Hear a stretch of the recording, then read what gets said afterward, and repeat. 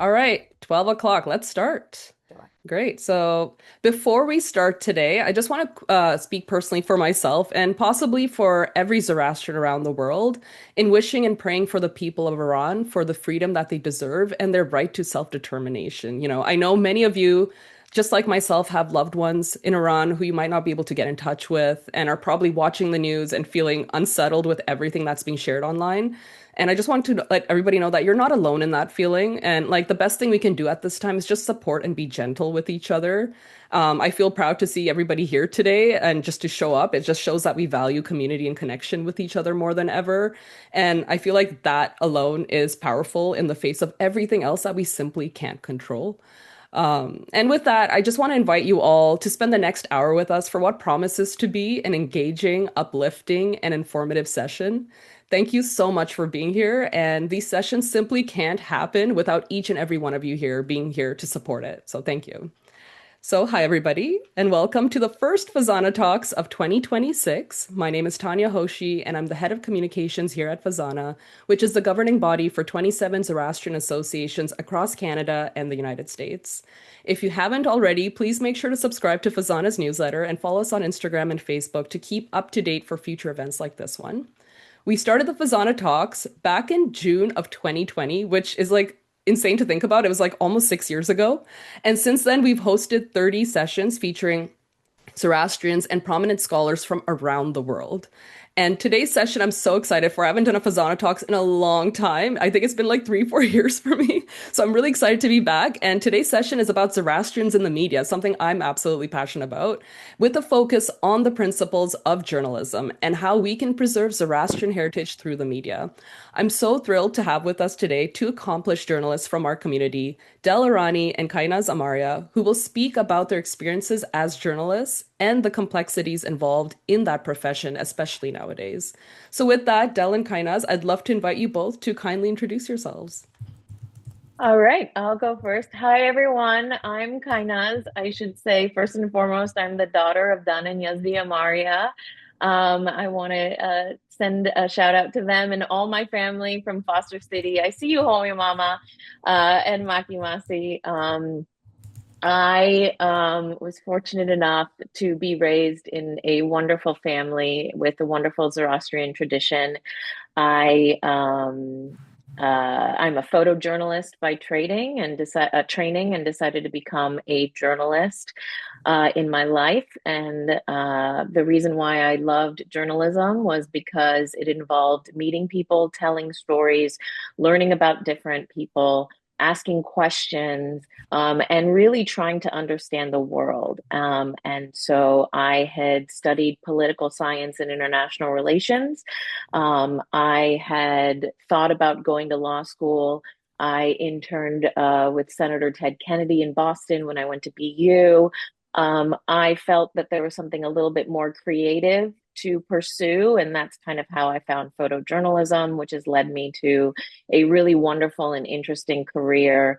I have lived in Bombay for a couple of years. I have been fortunate enough to work at places like National Public Radio, Vox, with a V, and just recently I was at the Washington Post.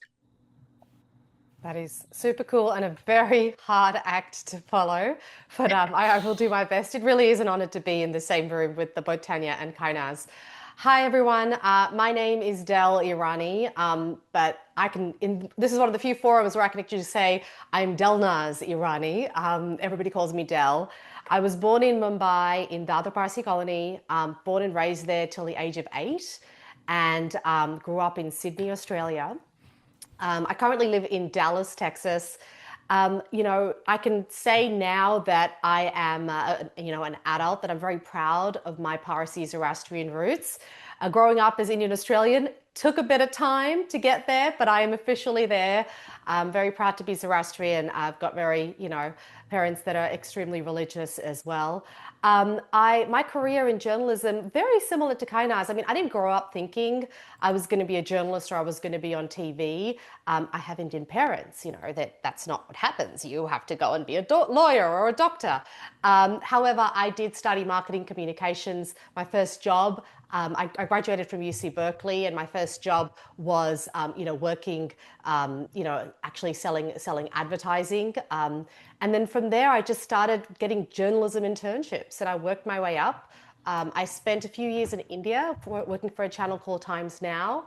That's where I got my break. I was doing a program called Reuters World Report.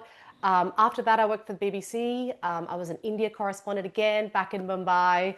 I covered the 2008 terror attacks. And then the last 7 years, I was in Australia working for ABC News. So hello to everybody in Sydney if you happen to watch this. And now I'm working for NHK World in the US. So I have a lot of TV experience, international experience, and like I said, now I'm in Dallas. Great. Thank you both for being here today. I think like the statement is completely mutual, where I feel so lucky to be in the same conversation with both of you and how accomplished you both have been. And I think it's so great that our parents never really necessarily forced us to go into a different route. Like I feel lucky that I got to go and be a filmmaker, even though I come from a family of accountants. But funny thing is, like I'm a film producer, and like 90% of my job is literally accounting. So I think the joke ultimately is on me. But interesting thing about filmmaking is, and what I love about it is that I really get to have my point of view in all the projects that I make. Like there's a film I made about a female Mabidyar, Mashhad Khosraviani, and if you watch the film, you can tell very much I'm supportive of Mashhad. I'm supportive of the right of women to be spiritual leaders. So that's like not hidden in the content that I make. So I'm very curious how that might differ actually from journalism. So like my first question really is very simple, but it's what's journalism and how does it differentiate from other storytelling mediums? I Del, go mean, ahead. the thing that stands out to me straight away, Tanya, is that when you said, your voice is a big part of your filmmaking journey. So in journalism, of course, especially if you're on camera, authenticity is important. How I present myself is important. What you see is who I am. However, when I am writing a story or reporting on a story, let me just put it this way. You're not a very good journalist if you become part of that story. Your job is to be the medium, right? So a lot of the times, even though, you will, of course, I have my own style of writing, I have my own way of presenting it and telling you the story. My job is to lift the voices of other people around me. And so where possible, there's really this divide between what I think and feel and see and the story I'm trying to tell. So if I was, interviewing Kainaz, my piece is about Kainaz. She's the star of the show. I'm just the journalist that's asking you the questions. I think that's a big difference between filmmaking and journalism. I mean, Kainaz, I don't know what you think about that. Yeah. I'd love to hear what you say. Yeah. Yeah, I mean, just like we have core tenets in Zoroastrian, we also have core tenets in journalism, which is accuracy and fairness, and really leaving your biases at the door in order to let the people in the story and the perspectives in the story take the lead.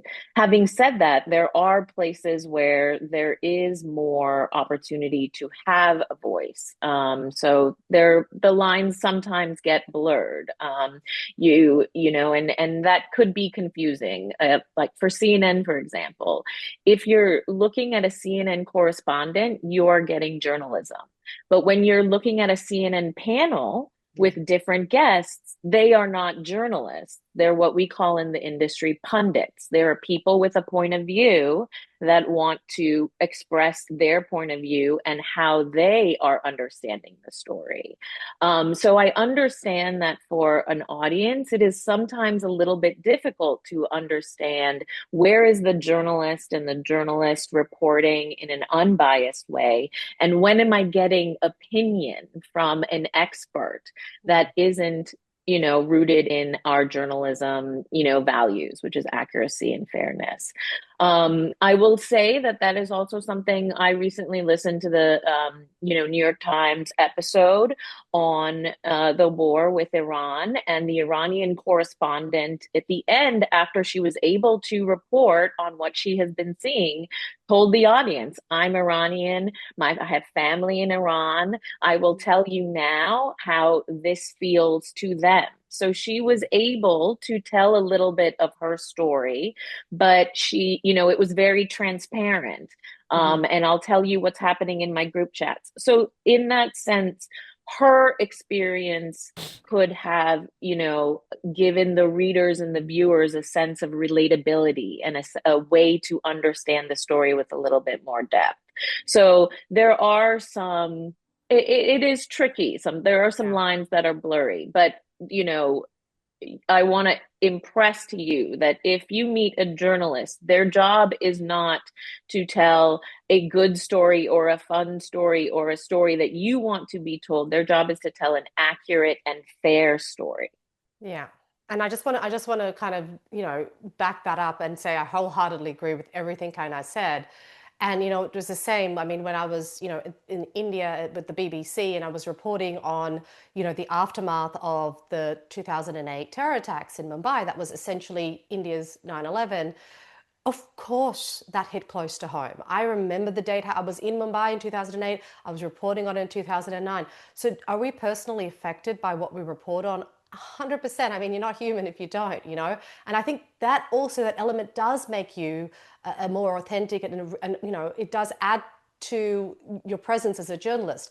However, it is also my duty, like I said, not to make it about yourself and to Mhm. tell the stories of the people that were impacted and to try to do it in an objective, unbiased manner and to tell all sides of the story. So I often say, as a business reporter, if I'm reporting on a company and it's a consumer issue, I get the consumer's perspective, but I always go to the business as well for a comment because they need to be able to comment on, what the story is. So I think that's really, really a big, big part of journalism 101. Yeah, that's a great point, Dell, is that in all of our stories, before we publish a story, will tell people who are in the story, Yeah, this is what we've reported. Would you like to comment on that reporting? And we exactly. will include that in the story. That's why, sometimes people are upset when we include comments from the Trump administration that we know are not accurate, but we have to include them. They are in power and they have made these decisions. This is how they're telling the story. Read the whole story. We will give you the accurate information, but we do have to give them a chance to respond. Wow. No, I honestly admire the work you both do because it's so quick. It's not like filmmaking where, it could take a year to make a film or more, or at least several weeks, right? Whereas like you guys are on the ground and going quick and you have to keep in mind all these things, plus like ensuring it's accurate, doing your research and getting something out really quickly. That must be very difficult, no? Or how do you like build those skills over time? Personally, I love it. I actually would find it way more challenging. So I have done some long form stories, but it's such a different skill set. And that's why, I mean, we were talking before, Kindness spent, I was at 1 or 2 years in India doing that documentary on the religion. To me, that is incredible. Like, wow, you had that much time and you spent that much time digging into a story. I mean, the way I worked my way up through my career was in like a buzzing, noisy newsroom. You're working on your story. People are shouting overhead about their stories, asking editors. There's, live 24-hour news. And I'm so used to it. I get so addicted to it that now, even though I work remotely, I'm the Mhm. crazy person that has a few different TV screens on with all the Fox and, or, all the different channels, CNN, because I have to watch all the news, consume all of it while I'm typing my business report or whatever. So, I mean, I personally love it. And it's like I said, it's certain skills you build over time. Particularly like the fact checking, like you said, the reaching out to different people for comment. Yeah, and I think it builds a certain. It's like a muscle. You have to do it, and you build it up over time. And I would add to that Dell is much more on the front of everything than I am. I've been an editor for at least 10 years now, and I will say it takes a village to get it right and to get it right the first time. Yeah. So when we say support journalism and pay for good journalism, it's because it's not just the reporter that is giving you the story. You have editors, you have copy editors, you have visual editors, you have photo editors, you have video editors, you have promotion, you have people that are writing the headlines, you have an entire village that is getting you that story. That costs money. Mhm. And so paying for good journalism is really valuable because we are losing it Yeah. as we speak. And we are becoming a nation with one newspaper And that is a really dangerous proposition. Support your local journalism. That is so important. And I can't stress that enough. Pay for good information, because if we stop paying for good information, the newsrooms are going to close, and then it's going to be a lot harder to understand what is real and what is fabricated.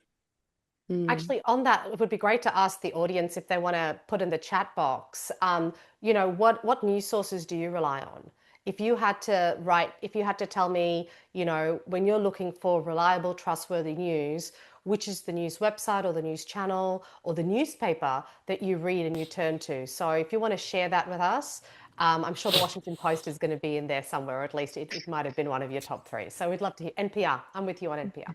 Sorry, Tanya. I'll No, let you. no, that's great. I'm so glad you asked that question. Please, everyone, if you could like comment and share, it would be really interesting to see. Personally, I only get my news from the FEZANA Journal, so make sure you subscribe. Kidding. Yeah. Just kidding. Gotta get those But you plugs should in. subscribe. You should actually. But like I think it's kind of what you just said. It's like in our, at least in the Zoroastrian community, we have only really two big journals left. Well, I don't know if you heard, but Parsiana just recently shut down, Yeah. which was really sad. So now you have like two left, and it would be nice because then it limits the types of stories that are ultimately told, right? But like we're such a small community, so understandably we're not going to have hundreds and hundreds of magazines and like stories out there. But it is important for us to ensure journalists are paid properly and that we have yeah, different outlets and more stories being shared and not just what one place wants to share, right? Gosh, I'm Um, loving all the responses, by the way. I'm reading all of them. Thank you, everyone. yes, I thank love it. you. There's lots of NPR, BBC. I saw Fox. Oh, fantastic. Thank you, everybody. Oh, it's so cool. I mean, I don't recognize some of these. So. NHK. Yeah, there you go, For my one Del. viewer. We see you. Woo! So I would love for us to now kind of talk about what it's like being Zoroastrians who work in the media. So as a filmmaker, I sometimes find it challenging to tell stories about our community just because there's this expectation that we only share positive stories, right? And nothing else. So otherwise you really do risk a lot of flack, especially within such a small, tight-knit community. And it's just this expectation that I personally always battle with. Like, do I act like a publicist for the community and pretend everything is rainbows and sunshine? Or do I also make space for myself as a storyteller to also cover some of these difficult, hard to talk about topics? So now, as journalists, you both have the privilege of having access to outlets that share your work with millions of people. And I'm curious if you ever feel pressure as a Zoroastrian to share stories about your religion, culture, or community. And do you ever feel similar pressures to act like publicists for the community? Have you ever felt that on your end? So yes, absolutely. The pressure is real. I bear the last name Irani, and I do so with pride. However, as you can imagine, when you have the last name Irani, people will think, well, you're from Iran, which yes, my ancestors were from Iran. Unless you kind of know a little bit about the Irani and the link to Zoroastrianism and being a Parsi, that connection isn't often there. So if I were to show you my Instagram feed right now, I have a lot of people telling me say something about Iran, do something for Iran. So when you talk about the pressure, yes, I mean it's multiple layers. And of course, as like I said, I'm a proud Zoroastrian, and being in the, especially on TV, being in the public eye, that pressure is very much there. However, I hate to be the bad guy, but I have to say this. There's a big difference between journalism and activism. They are not the same thing. I'm a journalist, right? I'm not a publicist. I talk to publicists all the time, and I take the news out of it, and I present the news. So it's very difficult because I do have to draw that line and that boundary. Would I love the opportunity to tell Parsi, Zoroastrian, Iranian stories? Absolutely. Can I do it through my job as a journalist when I work for global news networks that rely on, reliable, unbiased news? No, it's very hard because ultimately I also have editors I have to report to. So whenever I take a story to them, they'll say, well, why are we doing it? What's important? And my answer can't be, well, I'm Parsi and I'm Zoroastrian and I really want everyone to know about my religion. They'll be like, that's great. Go do a film by yourself. Go do a documentary. Like, this is not news, right? So I think that is the biggest challenge that, absolutely I'm proud to be a Zoroastrian, but just because I'm a journalist doesn't mean I can only do or Zoroastrian stories. A lot of the time, there are also journalists that have that beat. They are religion reporters. So Hmm. they might Hmm. report, and I will be there to help them and guide them and be that source of information and say, talk to these people, do this.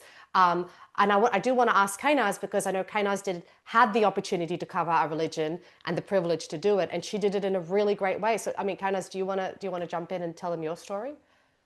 Well, that was, through a Fulbright scholarship where I was allowed to, work on a story that was very personal and close to me, but it wasn't for a news outlet. And it wouldn't be a story that would be picked up in a news outlet. One, because when you're pitching a story to a news outlet, one of the things you have to think about is audience and a broad audience. The first thing editors are going to ask you is why now and why does it matter and who's Exactly. impacted and where's the power in the story and where is the harm in the story. I worked with the investigations team at the Washington Post, and what we do is we find harm and then we try to assign that harm to a person for accountability. So I don't really have a chance to pitch stories related to Zoroastrianism. And so that isn't something that I even grappled with inside a newsroom. But when I had the opportunity, the reason why I applied for the Fulbright and why I wanted to move to Bombay and for the young people that are thinking of entering journalism or becoming storytellers, I did that because for the longest time I was telling other people's stories.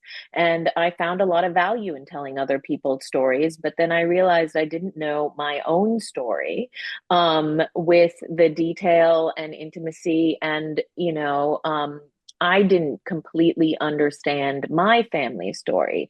That's why I wanted to go to Bombay. And I wanted to understand the complexities of being a Parsi for myself. And so I decided to independently go and ask those questions to my community. And I feel so lucky, kind of, as I've watched your film, Becoming Zoroastrian. I'm wondering, would you be okay if I could share it with Of everybody and then course, they yeah. can watch? So in the Of course. chat, I'm just gonna share the link to Kainaz's film. It's really great. It's honestly not even that long if you guys want to spend some time after today's session to watch it, but it's so beautifully told, and the end of it like really touched me. It really moved me. Well, So thank here's the link if you. everybody wants to save it, and we'll probably share it again online at some point. Thank you. But you both actually answered my next question, which was actually about differentiating the difference between activism and journalism. And I wanted to essentially bring that up because, right now on every single Zoroastrian its mind, like right now at this very moment, is what's happening in Iran. Like you just Yeah. can't avoid it. You have to be Yeah. tuning in and being aware of it. And understandably, people are frustrated, they're concerned. And sometimes I've noticed we misdirect our frustrations towards our own community members. And I say this because there seems to be this misunderstanding, especially for FEZANA, that we're an activist organization, which we've never claimed to be, nor do we have the infrastructure to be that. So I wanted to just clarify for people what FEZANA is. Like Mhm. similarly as journalists, like we cannot be activists. Like we're a not-for-profit organization. We're registered in the US and we're entirely volunteer run. And I really want to emphasize that part. Like we do this in our own spare time with everything else going on. And what FEZANA really does, it does a lot of community and charitable work, from helping our youth with Mhm. scholarships and religious education to supporting our mobeds with training and funds. And it also supports the most vulnerable members of our society around the world with financial support. Mhm. And this is just listing very few things. I can go on and on and on. Like if I could talk about FEZANA, I could just talk your heads off for a whole hour or two. But that's really what we're here for. So my question was going to be, to differentiate the difference. So it's like nice to hear that, you have to set that apart. There is that difference. And especially Del, you kind of mentioned having that last name, Irani, does kind of make you feel that pressure too, right? Just like Fazana also Yeah. feels that pressure just having the association with the religion that's so deeply tied into Iran. Yeah, So I totally Tanya. I mean, understand. people tell me all the time, like, why aren't you reporting on Iran? You need to talk about the plight of the people of Iran. Now, look, absolutely. I mean, I've got, extended family on my mother's side, I believe, somewhere in Iran. not that doesn't matter if it's family or not. Friends, people I love and care about deeply have family and friends in Iran. My heart is with them. I am with you. But is this something that I can, I would be doing an absolute disservice to all the foreign correspondents who are risking their life, who are in Iran, doing the journalism, doing the reporting that is bringing this story to global audiences, right? It is, if I was there and I was able to tell people's story and report on it objectively and do that for BBC or CNN or whatever, I would. But, as just because my last name is Irani and I have these personal feelings and I happen to be a journalist, that just does not, give me it's not something I can do professionally. Let's just put it that way. Hmm. I can do it personally. And like Yeah. I said, I feel for it personally. But, like I said, there is always that pressure and that kind of questions of why aren't you talking about it? Why aren't you reporting on it? If I just can't as a professional and keep my job, like I always say, there's a certain amount of objectivity I have to do. And unless I'm there reporting on it, I'm not doing anybody any favors. I'm not helping the cause. I'm not moving the needle, which is ultimately what we all want. I think it's important to understand that as journalists, we also can't advocate for anything, not just Yeah, our own community, but I can't join a protest unless I'm there as a journalist covering the protest. exactly. Not too long ago, I had ICE agents in front of my house, and our neighbors were filming them and, yelling at them. I could not do that. I could only watch and take video and observe because I'm a journalist.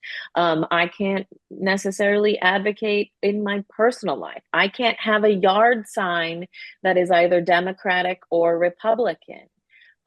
So it's not just in a professional capacity, but also in a personal capacity. Yeah. I can't take my son to a protest. If it's a memorial, I have to be there in a journalistic capacity or I have to stand pretty far away. Yeah. So these are things that maybe people don't understand that we have to uphold in our personal lives as well. And there are very tight regulations around social media as well. Hmm. So, I mean, we're talking about not just what we do in our personal lives, but what we post on social media. A lot of people, I have known in my previous jobs have lost their jobs at ABC, at BBC because of a post, whether even if it shows the slightest bit of bias, even if you're sharing somebody else's or retweeting, you have to be so careful if you want to stay a journalist and have a long, storied career as a journalist in some of these credible media outlets. You kind of have to follow the rules. And I just want to point out, like, one of the beautiful things about the documentary that Kainaz did, which hopefully is one of the, everybody will watch and enjoy it, is that it does take a really balanced approach. Again, there's the biggest difference between when you're storytelling as a journalist or storytelling as a filmmaker is, as a journalist, you really are trying to be as objective and unbiased as possible, even if you've got heart and feeling in it. That doesn't take away the emotion. So I think it's important. We were talking about telling all sides of the story, maintaining that neutrality. Sometimes the best stories are the ones you want to watch because you know you're getting the whole truth. Yeah. Hmm. And I'll say that that film I did was not for a news outlet. It was for my master's degree in visual communication. So if I was reporting that for a news outlet, it would be very different. I lead with my family story and wanting to understand my family story. That is not the lens that I would do if it was for a different audience and a different outlet. So keep that in mind as well. Also, I did that story to a broad audience, not just a Parsi audience. So there was a lot of things that I had to explain that people might say, yeah, I know this. Come on, let's go. Where is that, but like thinking about audience and what they need to know. So as I was presenting it and working with my advisor, he said, I don't understand this. I don't know why this is happening. So I had to explain what a Parsi was in that. Whereas if I was only doing it for Parsi audience, I obviously would not do that. You would understand that. No, it's funny that I feel like, especially nowadays with social media, so many people are more aware about Zoroastrianism and about the Parsis, but it always like throws me back sometimes when I actually have to like explain it fully because I'm like, I guess I just have that expectation that with social media, people have probably heard about it, they might be aware, but then it also reminds me and humbles me that a lot of people don't know who we are. They have no idea. We're such a small community, and I don't blame them for not knowing. And not everybody knows exactly what's happening in like with Zoroastrians in another country or this country. Like if I bring up Ratan Tata, they're like, "Who's that?" And I'm like, "What do you mean Yeah. you don't know who that is?" Yeah. But I love what you all brought up, which is like you can't be everything. Like you have to stick true to your profession, and you can't be everything for everyone. And you have to abide by the rules and do everything properly. Otherwise, you're doing just, I guess, injustice to your own profession, and then you risk your profession, which you don't want to do either. And I think similarly with FEZANA, it's like we also can't risk our organization being at risk, so we have to be careful with what we do as well. So I just hope people understand that. And please stop sending hate messages. I'm the only one who reads them, so there's only so many I can read. Um, Tanya, can I ask a question to the yes. audience again? Because I love everybody putting everything in the chat. People actually are responding, which is great. You just said it was really easy for everyone.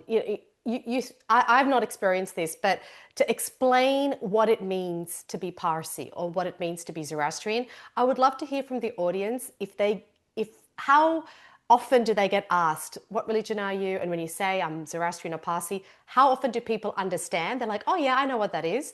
And if you have to explain it, give me your like 10-second explainer because I have to explain it all the time. And I want to just read everyone's responses so I can go, yep, it's this. Because half the time it's like, oh, you're the fire worshippers, or you're the ones with the vultures, Yes. or, and it's like, oh my God. So, yes, please feel free to share that if that's okay with you, Tanya. Yes, of course. Please. I'm always curious too. It'll be helpful to know how people explain it. I have come up with so many different ways. And I think ultimately, like you were saying, the audience is like you have to keep them in mind. It depends who my audience is, who's the person asking. I change it up a bit. Yeah. Sometimes I have to bring up Freddie Mercury, so there's some kind of grounding in the explanation. They're like, oh yeah, I know who that is. Yes. Or sometimes I can go deeper into like the cultural and historical aspect. We are coming towards the end, which is like insane how fast this is going. But I want to ask you both your thoughts on how we as Zoroastrians can get more of our stories told in the media. Especially with Nowruz coming up, I've realized that many times news outlets cover the celebrations across the diaspora, but we rarely get invited as Zoroastrians to be interviewed and to be a part of news coverage around it. And I personally would love to see more Zoroastrians be the voice of this wonderful celebration that's connected to our roots. So, as journalists, I'm so curious if you can share your thoughts on how we as a community can get our stories covered more by media outlets, just with the hopes to help preserve our stories in the long run. Because I'm curious, how do we do that? And if you have any like tips on that as well. Well, honestly, I believe it's through your work and through who you are. If I'm not mistaken, there was an incredible Parsi doctor that went to Gaza and worked in a hospital, and there's a documentary film made about him and his crew. I think that's a tremendous way to keep our stories alive. I think it's through our work, through our commitment to helping each other and to building strong communities and to standing for what you believe in. A very direct way in which I did that is when I lived in Bombay. I didn't realize that there was a wonderful, incredible photojournalist that went before me. Homai Viariwala was India's first female photojournalist and proud Parsi. And I went to a exhibition of her work in Bombay. And then fast forward maybe 5 or 6 years later, when I was working at NPR, she passed away. And in the newsroom, I pitched a story about her and her life. And they said, yes, absolutely. And so I got to write about her work and her life for NPR and bring her story to an American audience that would have never known. And she had just incredible photographs of Jackie Onassis in India and Nehru, and her life was incredible. So I really think it's through the lived experience and through your work. And for me, that is the most interesting. The vulture story is not very interesting. And Mm. I think we are much more than that narrative and the sugar in the milk narrative. Um, so that's a way that I would say, is a way to have Parsis in the news and Zoroastrians in the news. I wholeheartedly agree. And Kainaz, as you were talking, a few people commented Dr. Feroz Sidwa. I think is that the Yes. doctor that you were Yeah. talking about? And I Mhm. just want to second that. I know we kind of look like we're agreeing with each other on everything, which is not intentional. We both, are just in the industry and in journalists.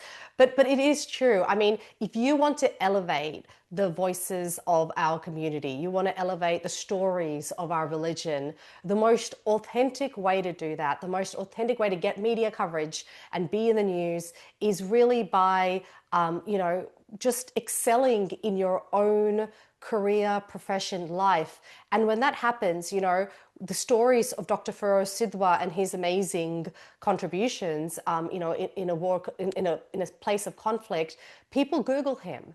And as they Google him, they look him up and they say, oh, what's a Zoroastrian? What's a Parsi? And that association is, oh, wow, these are people, this is a community of people that obviously do a lot of good, or, he's an example of a person who does good. And from there, they might go on to read other stories. So, I mean, I really can't say that enough, that it is, it is the individual effort, but that really can help lift the group effort. I mean, just even being a part of the call today, I get to see the amazing work of Kainaz and Tanya, and I think, oh my gosh, look at all these fabulous Zoroastrian, women, and I'm sure, a broader community out there that are doing great things.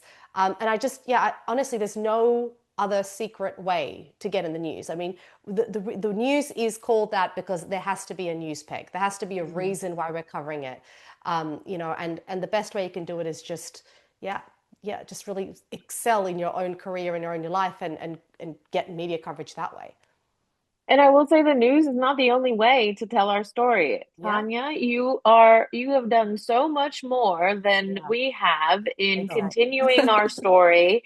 Mm. And the reason why I learn more about Zoroastrianism and is because you are in my feed in Instagram every day. And so you remind me of what's wonderful about being a Zoroastrian every day. That's way more than a news outlet is going to do. And so there's lots of other So I true. mean, you all know there's lots of other ways to Mhm. keep our traditions and culture alive. But I do want to, point so much credit to you, Tanya, and Arzan, you as well, for all that you do and organize and champion. Thank And you. You're also, both. you do it with such humor. It's hilarious. And I I share have it to. all the time. I wholeheartedly agree. Wholeheartedly agree. Thank you. Thank you both. Honestly, thank you. I really appreciate that. And it's great to like hear that, we have it. Well, one, we should focus on, yeah, just succeeding in our careers and making ourselves newsworthy to be featured. But then you brought up this point that I'm like, we need to be able to like just intentionally share more of our stories, right? So if like people out there know of incredible Zoroastrians, let us know so we can feature them. Sometimes the stuff we feature on FEZANA is only because somebody's messaged me and said, hey, do you know this is going on? Because I don't know what everything that's going on, right? And I'm like, no, I didn't know, but this is amazing. There'll be like this incredible Zoroastrian who's won this incredible award on the other side of the world, or someone has saved a life on the other side of the world. And I'm like, that's awesome. Let's feature that.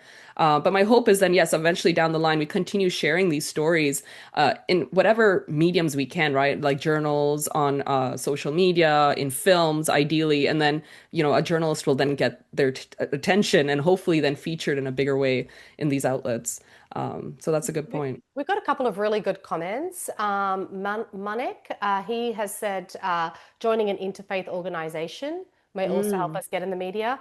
I think that's fabulous. I mean, being a part of interfaith organizations, apart from, it's not just about getting in the media, it's about having a larger presence across the community, right? It's when you are a part of that interfaith organization, absolutely, when something happens, usually, they do, as media outlets do turn to interfaith organization leaders to get the response of the collective religious community. So yeah, I mean, I think it's a great way not just to get on the media, but to be a bigger part and play a bigger role in our respective communities. Um, I think somebody else has said, Tanya, I don't know if you want to I'm talk trying to about go through. yeah. Yeah, I will have to go back. Actually, one of the questions I had for you is like, if people wanted to pitch stories, do you have any advice on that? Like, if they have a great story and they're like, I want it featured in this news site or whatever, like, how can they go about doing that? What's the best way to do it so that they're hopefully more successful? I haven't. I really want to say it because I get a lot of pitches, and I just want to say if you want to get your story featured, first know your audience. Like which media outlet are you going to? Okay, if you pitch it to me, I'm very different to Kainaz. Work in TV. She works in, she was working for the Washington Post. My beat, the type of news I cover is very different to the type of stories that she would have covered. Hmm. So one, figure out who you're pitching to, the reporter or the news organization, and which, what their audience is. But I should actually say the biggest thing you need to do is what is the news peg? You have to know your news peg. It can't be that, I'm going to pitch you a story about, about the Parsi community in Mumbai. There has to be a reason why a news journalist would say, right, I can take this story and tell my editor about it. So find the news peg, something that's happening in the news that you can link it to. Okay, that's helpful. Thank you. Yeah, 100%. Great. If anyone has questions, please write them. I will be going through the comments as fast as I can. I can Um, I can probably touch on the corporate media. Yeah, yes, I that's saw that an one. important Yeah. one. Yeah. I think we're in we are I'm going to be in a panel in a month alongside Marty Barron and Kevin Merida, formerly of the Washington Post. We are going to be talking about the future of news and the threat to democracy that this media consolidation in this environment is presenting. And this is a very interesting time. It it is. It is not lost on us that there are, Larry Ellison and his son will have a significant amount of power over CNN and CBS. Jeff Bezos clearly has a different direction with the Washington Post than a lot of the people would have liked. It's a very it is, you are right to acknowledge that this is a very um, precarious time. Having said that, it's a time where we have way more outlets to get information and to get a lot of varied information. I know for a fact that a lot of people did not experience the Israel Palestine war with traditional news outlets, but they saw what was going on in their Instagram feeds. So we are in a sort of wild west of news. Almost very similar, I remember being in India and seeing a newsstand where the news was written in, 20 different languages. So there is a lot of information and a lot of news, and you are right to be skeptical with where it's coming from and who runs the corporations. Having said that, having just left the Washington Post, there are incredible journalists doing incredible news, still working within these parameters. There are incredible journalists at CBS still working under incredibly difficult, situations. So it really takes a level of media literacy and a level of critical thinking that is resting on the reader and the viewer. But I do want to acknowledge that it is a very troubling time, particularly for the free press and journalism. There have been journalists that have been arrested recently. Don Lemon, my friend Hannah Nathanson, a journalist at the Washington Post, her house was raided by the FBI, and so they had been trying to search her devices for potential sources. So we are in posture, a defensive posture, because the Trump administration is allowing these corporate consolidations, but they're also actively, arresting and interested in subpoenaing journalists, which is pretty worrisome. Wow. And just, I mean, just to the point though, I know a lot of people are concerned about and everything kind of said is absolutely true. Of course, this is a really difficult time for democracy here in the US and particularly reporting on it as well. But I just want to re-emphasize what she said, that even though, you have these big organizations that are being, very much corporate controlled and there's a lot of changes happening, on the individual level, there's a lot of fantastic journalists out there. I'm waiting to see personally what they do next. My secret hope is that all these, people like Kainaz, all these Washington Post journalists get together and create their own news organization that we will all follow and watch. But that's not to say that even though, it is happening on a broad corporate level, there's still a lot of really great individual journalists out there that are still doing their job, that are still, trying to bring you unbiased, balanced news. Somebody actually, one of the questions was about can you give us the names of some online news sites that are objective, credible, and do a good job? So my advice is I don't follow any one news site. I like to read multiple, just because I like to, it's one of the ways that we fact check and we verify. So, but my first go-to source, I have to say, is the BBC, because I used to work for the BBC and obviously I come from Australia, so I just kind of like the British broadcasting news service the best. But I look at BBC, I'll cross-check that with CNN. For a good measure of balance, I do look at a few US sites as well. And like I said, sometimes, I will make sure that I'm looking at Fox News as well, because I want the whole story. I want it from all perspectives. And as a journalist, I really like to see how a story is being reported, because I'm reading it in a very different way to the way you're reading it. I'm looking at it from this little storytelling angles that they're taking or what they're focusing on. But Kainaz, I mean, what are your reliable sources? No, I think that's right. I think not just being understanding the reliable sources, but also reading the actual story, not just the headlines, Yeah. but reading the story. So, for example, I know when we initially attacked Iran, there was a school that was bombed. Now, yes, the instant conclusion is that either the US or Israel targeted a school. That is like, your assumption. But what the New York Times recently just published was proof forensically that they looked at the time of the bombs and when it happened and where the school was located, that yes, indeed, it was hit by US or Israel. I don't know if they clarified which, but they said yes. Now, you could see that and say, of course, that's stupid. Why would they write that story? But sometimes news seems a little bit late and it might confirm something that you think, oh, well, we all know that already. But we are looking for multiple sources at different angles to verify that fact. That is not something that a lot of people can do without tremendous resources. And so when Del and I say BBC, PBS, New York Times, Washington Post, CNN, they have resources. They have visual forensics journalists. They have time.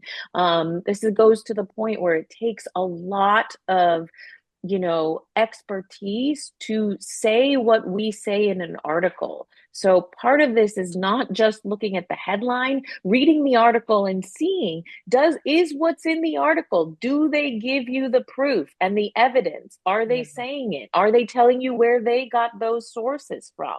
And and that's why there is still a lot of value in these larger, maybe less, more traditional institutions, but these are journalists that we can't just say something without We can't say Mm.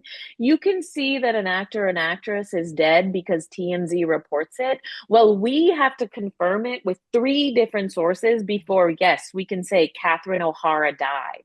So Yeah. that takes time. And what people want is information right now. Hmm. Sometimes, actually, more often than not, in breaking news situations, the narratives that come out very soon are not the truth. They are not, because people are trying to piece together the story. That takes time. So Mm. sometimes you're going to have to wait for the story to come together, and it's not going to be immediate.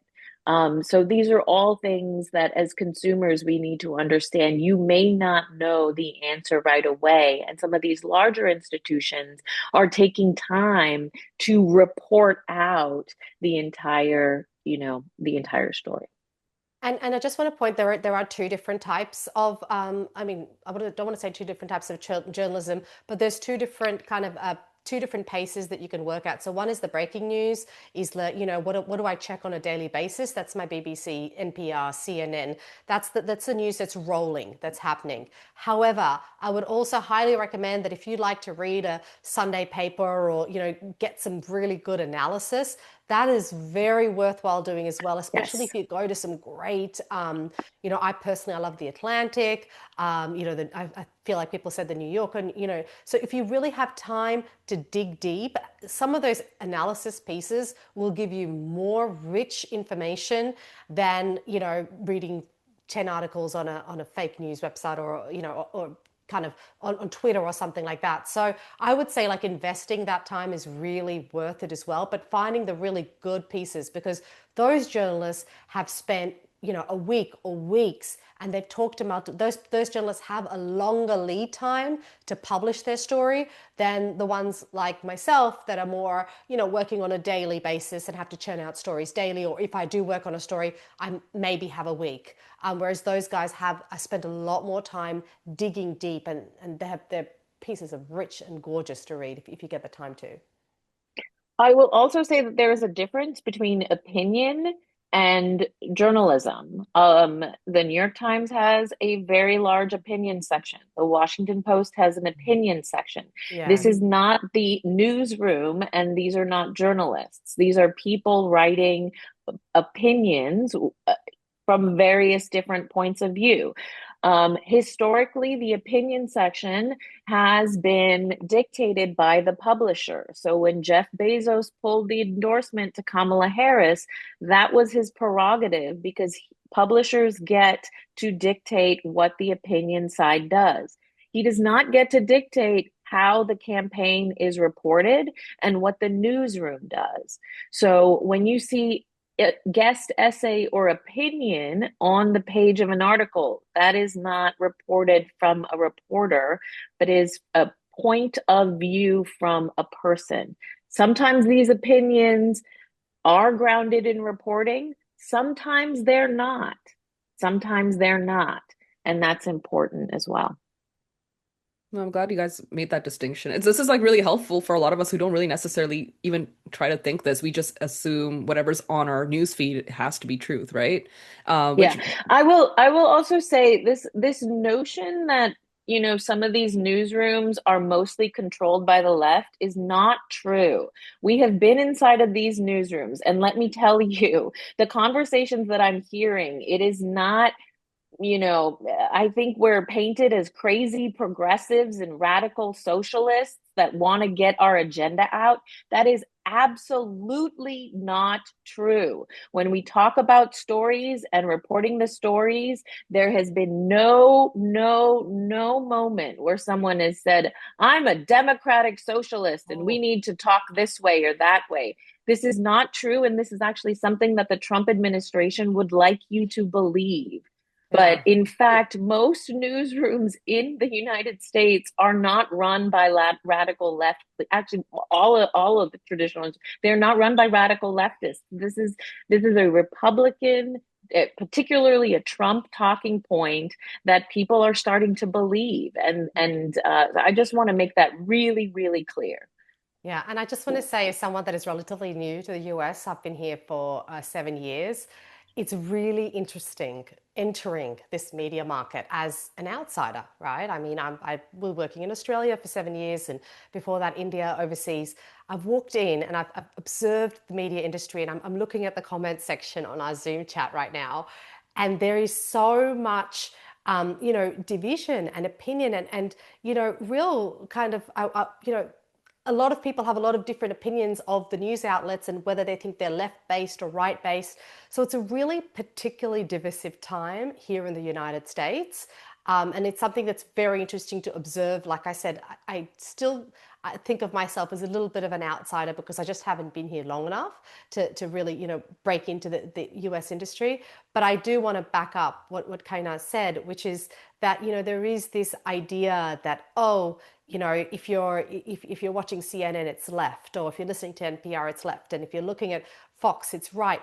There may be elements of truth to it. I think the media has become more divided because of politics, but I think we have to do ourselves a service and make sure that if we, feel that way, get your news from multiple sources. If you really think that, see if that same story is being, and I do that. Like I told you, I'll sit here in my little office, on my Zoom call, and I have 2 or 3 different screens up where I am making sure that I'm watching different news channels, reading a variety of papers, whether I agree with them or not, to get the full story. So it's up to you as the reader and the end consumer to make sure that you're being informed and you're getting the information, not just leaning into one outlet or one resource and then either feeling like, I knew it, this has served what I thought that story was, it has reinforced it, because you're not really, doing anybody any favors with that. So I just want to back that up.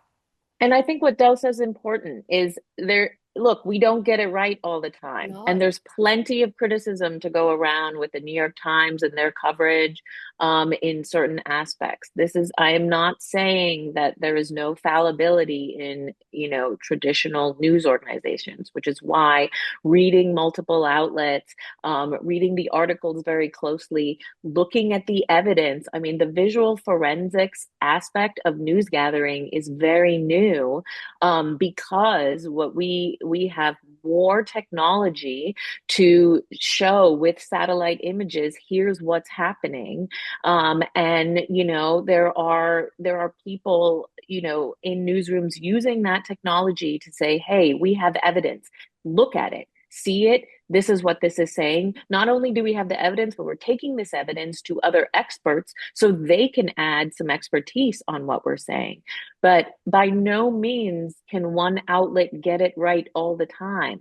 And so it is important to diversify your media content and not only, drink, from one spigot, Yeah. but, be an active, interested citizen and come to your own educated, conclusions. And as much as you can, try not to spread misinformation or Yeah. bad information. Oftentimes you'll read a headline, think yes, and then you'll just send an email to 50 people, or put it in a WhatsApp group with WhatsApp group. 80 people. Before you share something, feel confident that that is something that's valuable for someone else to understand. Well, these are all great points. Thank you. I actually wanted you answered one of the questions, which was talking about algorithms, and how we can like teach ourselves to be responsible consumers of news, but it's like diversify that, right? Because I imagine most people get their news from social media nowadays, and if you're only consuming one like type of news or from one outlet, then you're just going to constantly get just stuff from there. So how should people do that? How do you like, I guess in a way, trick your algorithm so you get diverse news feeds? Do you have any advice on that? Well, you can follow diverse news feeds. Number Okay. one, just follow Yeah. diverse news feeds. But I will say, like, if you're getting the news from social media, you're not reading the story. Mm-hmm. If all of these outlets are on social media, but you're not reading the actual article. So I would Right. say social media is a great starting point to understand the conversation or what is important. But then if you really want to go deeper, go to the actual source. Right. Go read the story, because simply reading a headline and maybe seeing a chart and then sharing it is frankly not enough these days. A lot I'm putting a lot of, onus on individuals to do the work of being well-informed citizens. Want to I share? completely agree. There's a comment. Freedom Master said, "Thank you for redeeming my faith in journalism. Seeing the death of newsrooms is pretty demoralizing." I agree, Farida. Just trying to catch up on all these questions. Thank you everybody for posting them. So Um, I will say, as far as yeah. algorithms, like I remember when, the Facebook feeds were feeding people completely different algorithms, and people were asking me what I'm doing about fake news. And frankly, I couldn't do anything about fake news. I don't work in the tech companies. I don't create the algorithms. All we are trying to do is put accurate and fair information into an ecosystem, but we cannot be held responsible for the bad information in that ecosystem. Tragically, it is up to the user, the reader, the viewer to make that distinction and not share that information. And Mhm. just to that point, I mean, if you do see something on social media, whether it's a meme or a graphic or, like a headline that's shared, and your first instinct is, this looks weird or that's so shocking, maybe, just fact check it. I've done it many times. I remember that when the Israel-Palestine conflict first, broke out, there was all sorts of data points that were just being thrown around, and these were like really alarming. And I remember kind of just doing a quick search, and it was so much of it was just fake news, just misinformation, because there are these bad actors out there that are relying on clickbait. They're relying on you clicking on it and either going to a false website or getting your data or whatever. But like, really it is about being careful with that, and just kind of going back to what we said at the beginning, which is that when you are looking for information and you're seeking journalistic information, be careful to have that lens of, is it journalism or is it activism? Because if, especially on social media, you have a lot of people now these days that are content creators, and Yeah. credit to them, go for it. Well done. But if you're a content creator and you're not, you're not providing two sides to a story, you're not fact checking, you don't have, like she said, three sources that you're checking off before you put information out there, that's not journalism. That's either your opinion with a bunch of graphics or an interview that you've done. So just be really, really mindful of what is in your social media feed, who is giving you that information, and if there's any alarm bells or question marks, cross-reference it. If it's true, you'll find it on multiple news outlets. If it's not going to, that Google search is not going to come up with anything to back up that data points or those figures. So it is sad, but like literally the only answer we have for you is like, you're kind of responsible for your own news feed, and you have to be responsible for the information that you're taking in and what you're choosing to believe, unfortunately. And that actually answers one of the questions, which was about the ongoing rise of influencers and people following them for the news. And I see that all the time, and I'm also guilty for, getting some of my news sources from them. But then I think what you brought up is like you have to do the homework afterwards. You have to go on these actual websites for these like established news sources and be like, what is the truth? And not Yeah. just take everyone's. Well, and I Sorry. will say your news influencers don't have all of the different people that I said that it Yeah. takes to make. So your news influencers are reading all of the BBC, the New York Times, the Washington, your news influencers, their source material is coming from journalists doing the journalism. Yeah. Like, and they're basically talking about it, and hopefully they're telling you where it's coming from, but Right. oftentimes your news influencers aren't even crediting how they know what they're telling Oh, you. interesting. So they're making Yeah. money off the work you've done, essentially. 100%. It's like Where are they aggregate getting the journalism. information? Same Yeah. thing with your Oh, Google AI summary. Yeah. Your Yeah. Google AI summary is yeah. scraping our journalism to give you that little nugget, and they'll have a little link that you can Hmm. barely see in order to go to that actual story. So Okay. if we lose local journalism, if we lose national journalism, if your newsroom shut down because they're not being supported, your influencers are going to shut down. Right, right. Yeah. Which I just actually you touched on one of the questions, which is do you use AI in your work? I was just going to say AI. Yeah. I saw the AI question. How rapidly and effectively is AI assisting or hurdling journalism? And that's from Hoshi. Massively. It's AI is everywhere. I mean, if whatever job you're in, I'm sure it's having an impact, and I feel like it's very much present in journalism right now. I mean, I think it's having different, it's playing a different role. I think there is an element of AI assisting journalists to an extent in the newsroom if it's used well. We have a lot of data points. Sometimes when you've got to prepare for a story, it can help you kind of summarize those data or condense it. So it does have useful tools. It could help you. I mean, look, AI is not perfect. So I would, as a journalist, I don't rely on it so heavily that I'm not going to do my own proofreading, my own fact checking, Hmm. but it can certainly be like an assistant or an aid if used well and judiciously. I think the other role that AI is playing is in what we talked about, these social media algorithms, and certainly, which news gets to the top. If you're going to go into ChatGPT and, ChatGPT is going to select the news that maybe suits you or that's done to your algorithm. So I think it has both positive and negative benefits, but it's definitely something that I do a lot of stories around AI, and it needs to be policed better. It needs to be, controlled better because it is one of those big unknowns. Kainaz? Mm. And I would say you still need people Yeah. to train the Yeah. models, but also you need people to give you the context.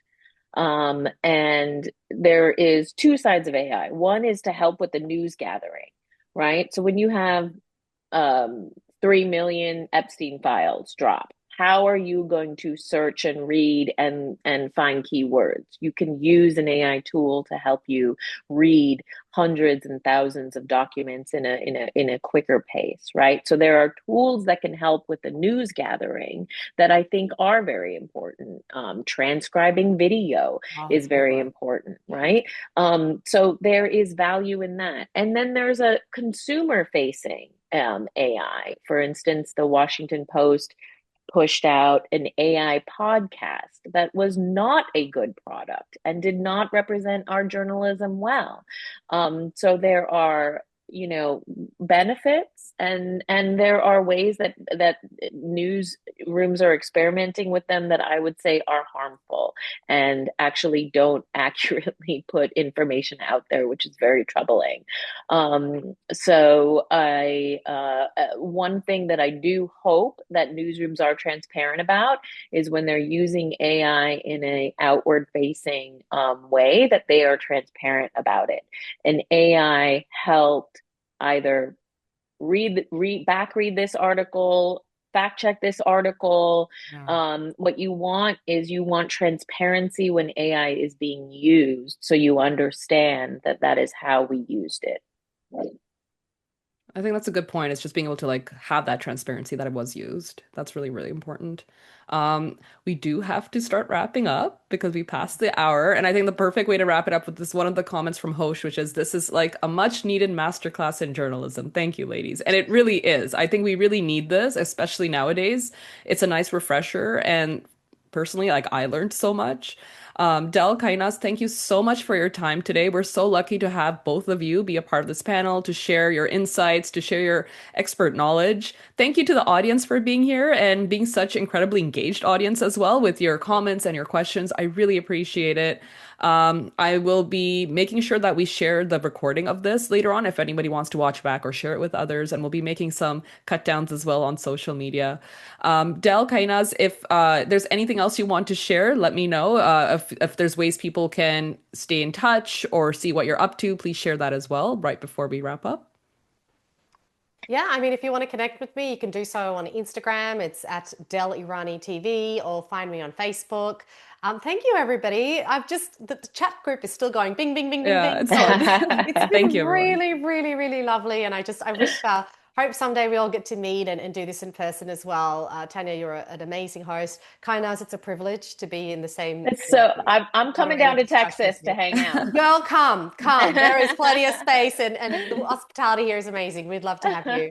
And of course, the man behind the scenes, Amaria from FEZANA as well, who Yes. who helped connect everybody. But yeah, I think Tanya said this at the beginning, which is this isn't, this wouldn't work if it weren't for all of you out there who were joining us. So thank you. Thanks for listening to us and giving us this platform. Yeah, same. I will say that I have a rule with Instagram. Unless I have met you in person, I will not let you follow me. So don't feel bad if I don't approve. It's just this space that I keep for my family and friends. But it is an absolute pleasure to speak to all of you. I so appreciate your time on this Saturday. Thank you. Thank you again, Del, Kainaz. Thank you so much. Thanks, Thank you, Del. everybody. Enjoy the rest of your Saturday, and we'll keep you posted for the next FEZANA Talks.